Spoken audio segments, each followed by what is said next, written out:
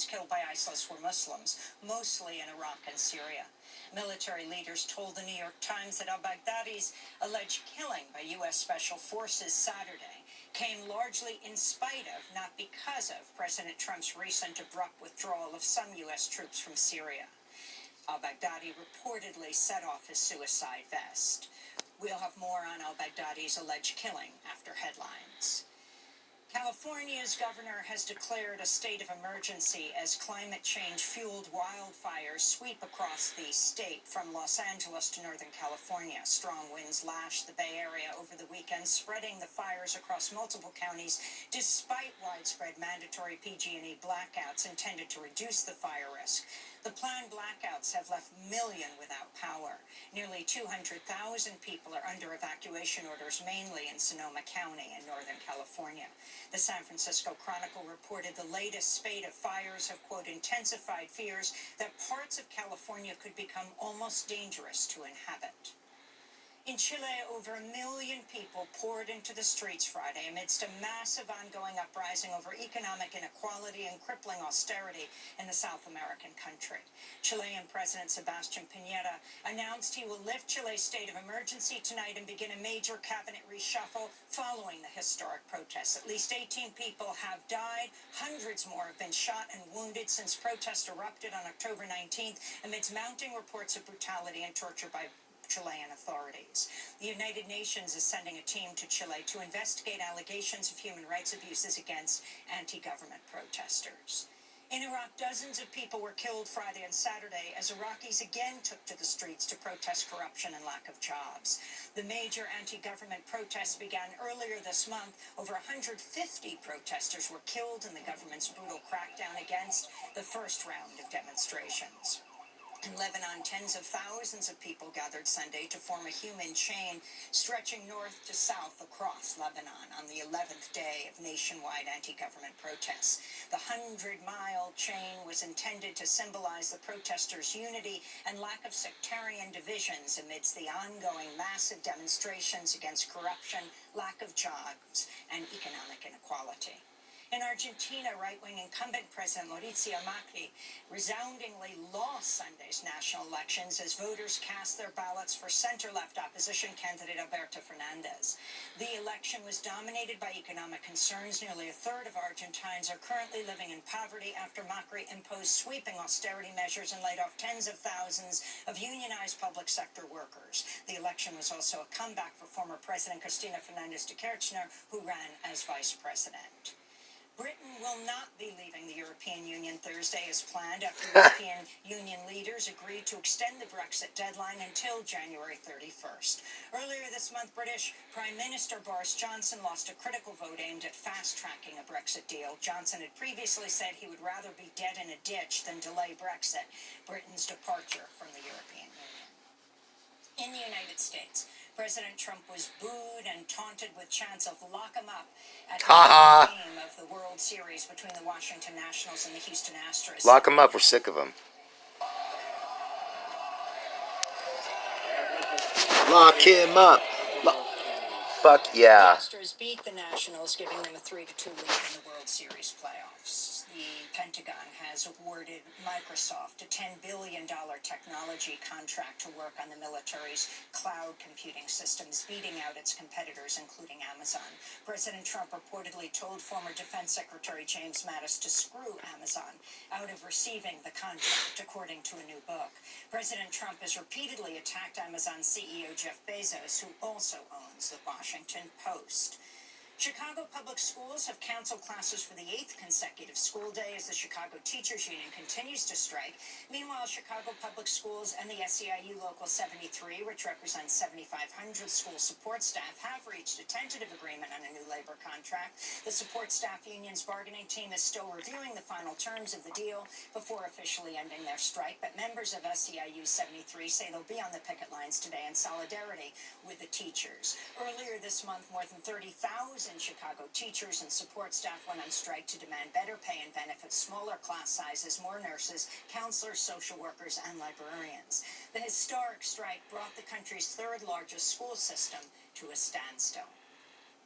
After a 40-day strike, a new 4-year deal between the United Auto Workers and General Motors was approved Friday. The contract was supported by 57% of the labor union. It includes an $11,000 bonus per member, annual raises, and more affordable health care. General Motors still plans to close 3 factories in the United States. About 48,000 United Auto Workers walked off the job over a month ago, making it the longest national strike at GM by United Auto Workers in nearly half a century. California Democratic Congressmember Katie Hill has announced she'll resign after admitting she had a relationship with a campaign aide before coming into office. The House Ethics Committee has also opened an investigation into allegations that Hill had a relationship with her legislative director. Hill has denied that relationship. The allegations surfaced after RedState.org and the Daily Mail published naked images of Katie Hill without her consent. Wow. Hill has accused her abusive husband of creating a, quote, smear campaign built around cyber exploitation, and that he enlisted the help of, quote, hateful political operatives. In New York City, dozens of immigrants with deferred action for childhood arrivals and allies held a rally in Lower Manhattan Saturday to kick off a 16-day march from New York City to Washington, D.C., where the Supreme Court will hear arguments next month from 3 lawsuits demanding the Trump administration restore the Obama-era program that grants temporary work permits and deportation relief to nearly 1 million undocumented people who were brought to the United States as children. This is one of the marchers, Eliana Fernandez, a 31-year-old DACA recipient from Ecuador. For me as a parent, the main reason why I'm here marching and I'm part of the movement is because of my kids. My children are everything. They're my biggest inspiration. I will do anything for them, including marching hundreds of miles. And I want for them to one day look at this day and remember or like feel proud and be like, that was my mommy helping the immigrant community and helping herself. So that to me is critical. A lot of us come from mixed status families. And I want to highlight that, right? Eliana Fernandez is one of 200 people who will trek 230 miles to D.C. as they also hope to highlight the importance of long-term immigration relief to the 11 million undocumented people living in the U.S. The Supreme Court will hear arguments on the DACA case November 12th. The Trump administration announced its plans to kill the program in September of 2017. In Pittsburgh, residents gathered Sunday to mark the 1-year anniversary since of the massacre at the Tree of Life Synagogue, one of the worst anti-Semitic attacks in U.S. history. On October 27th, a gunman armed with an AR-15 assault rifle opened fire inside the Squirrel Hill Synagogue, killing 11 worshippers. Just ahead of the shooting, the alleged gunman, Robert Bowers, posted a racist screed echoing President Trump's language about an invasion of immigrants. He faces a 63-count indictment and the death penalty. Former President Barack Obama praised longtime Congressman Elijah Cummings at his funeral Friday in Baltimore after his body lay in state in the U.S. Capitol. Cummings was the first African-American lawmaker to receive the honor. He spent decades championing the rights of African Americans and the poor, first as a civil rights activist, later as a Maryland state legislator, before being elected to represent his Baltimore district in the House of Representatives 13 times. This is former President Obama. Elijah Cummings was a man of noble and good heart. His parents and his faith planted the seeds of hope and love and compassion and righteousness in that good soil of his. He has harvested all the crop that he could. For the Lord has now called Elijah home to give his humble, faithful servant rest. And it now falls on us to continue his work, so that other young boys and girls in Baltimore, across Maryland, across the United States, and around the world might too have a chance to grow and to flourish. That was President Obama speaking Friday in Baltimore at the funeral of the late Congressmember Elijah Cummings. He died earlier this month at the age of 68.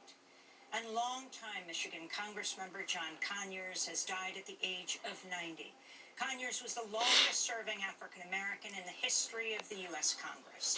Throughout his more than 5 decades as a U.S. Congress member, he co-sponsored the original Voting Rights Act of 1965.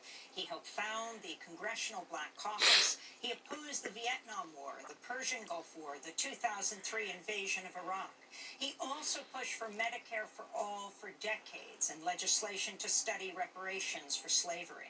He spent 15 years fighting to make Martin Luther King Day a national holiday. In 2017, Conyers resigned from Congress after multiple women accused him of sexually harassing or groping them. He denied the charges. This is Congressmember Conyers speaking on Democracy Now! In 2010 about the Out of Afghanistan caucus, a group of lawmakers who are fighting against the escalation of the U.S. war in Afghanistan. It's never been clear to me that through war we can bring peace, especially when we're the invaders, we're the ones using drones, we're causing civilian deaths to many people who would otherwise be more friendly to us. We're creating the terrorists.